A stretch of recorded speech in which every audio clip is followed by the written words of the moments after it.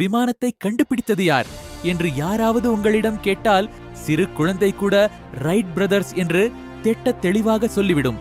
ஆனால் அதற்கு 1000 வருடங்களுக்கு முன்னாடியே ஒரு மனிதன் வானத்தில் பறந்தான் என்றால் உங்களால் நம்ப முடியுமா? ஆம், நம்பித்தான் ஆக வேண்டும். அவர்தான் அப்பாஸ் இப்னு அல் பிர்னாஸ். சரி, இவர் யார் என்று பார்க்கலாம். இன்றைக்கு ஏறத்தாழ 1216 வருடங்களுக்கு முன்னால் கிபி 810ஆம் ஆண்டில் ஸ்பெயின் நாட்டில் ரோண்டா என்ற நகரத்தில் பிறந்தவர்தான் அப்பாஸ் இப்னு பிர்னாஸ். இவர் ஒரு விஞ்ஞானி மட்டுமல்லாமல் கவிஞர், மருத்துவர், இசைக்கலைஞர், வானியலாளர் என பன்முகத் திறமைகளை கொண்டிருந்தார்.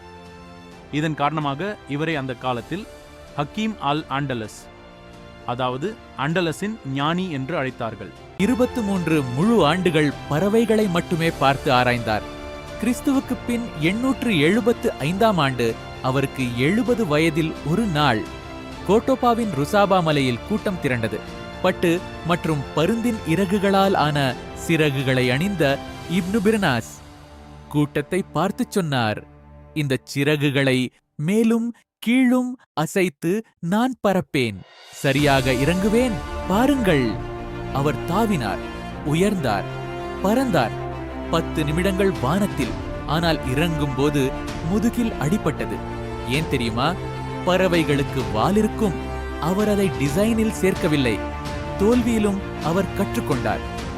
நிலவிலுள்ள ஒரு பள்ளம் இன்று அவர் பெயரில் இருக்கிறது. பாக்தாத் விமான நிலையத்தில் அவர் சிலை இருக்கிறது. ஸ்பெயினில் ஒரு பாலம் அவர் பெயரில் இருக்கிறது. ஆனால் மிக முக்கியமாக ரைட் பிரதர்ஸ்க்கு 1000 ஆண்டு முன்பே, டாவின்சிக்கு 600 ஆண்டு முன்பே மனிதன் பறக்கலாம் என்று நிரூபித்த முதல் மனிதன் இவர்தான்.